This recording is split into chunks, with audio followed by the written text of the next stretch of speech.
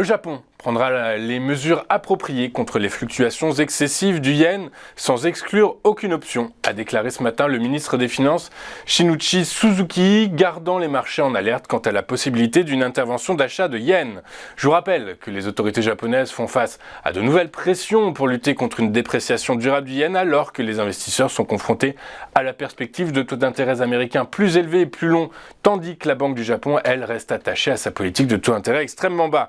Tokyo est intervenu pour la dernière fois pour acheter du yen en septembre et octobre de l'année dernière, lorsque la monnaie japonaise s'est finalement effondrée à son plus bas niveau en 32 ans, à 151,94 pour $1.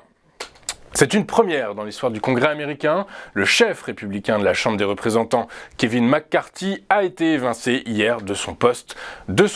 Il lui est reproché d'avoir négocié avec les élus démocrates un budget provisoire pour financer l'administration fédérale, auquel s'opposaient de nombreux conservateurs. Il l'accuse aussi d'avoir conclu un accord secret avec le président Joe Biden sur une possible enveloppe pour l'Ukraine. Après un débat tendu entre conservateurs dans l'hémicycle, 216 élus ont voté pour le destituer, dont 8 républicains contre 210. Ce vote ouvre une période de forte turbulence à la chambre basse du Sénat américain, du Parlement américain, où un remplaçant doit être choisi la semaine prochaine. Il y aura un avant et un après le procès du roi américain déchu de la crypto. Sam Bankman-Fried, ancien patron de FTX, est jugé depuis hier pour avoir prétendument organisé l'une des plus grandes fraudes financières de l'histoire de son pays. Un tribunal fédéral de Manhattan à New York commencera à entendre l'affaire contre le fondateur en disgrâce de la plateforme d'échange crypto en faillite. Le technicien de 31 ans fait face à 2 procès criminels distincts. Lors du premier procès, il fait face à 7 chefs d'accusation liés à l'effondrement de son empire de 32 milliards de dollars. Les allégations portées contre lui incluent la fraude électronique, la fraude en valeurs mobilières, le blanchiment d'argent et l'utilisation de l'argent des clients à des fins personnelles.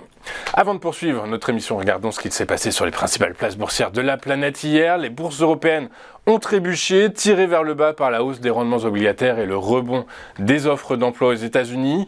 Le CAC 40 a abandonné 1,01% et passe sous les 7000 points à 6997, tandis que le DAX a lui reculé de 1,06% à 15 085 points et le FTSE a lui cédé 0,54% à 7470 points. À New York hier, la bourse a fini en nette baisse mise sous pression également par la hausse des rendements obligataires. Le Dow Jones a cédé 1,29% à 33 002 points.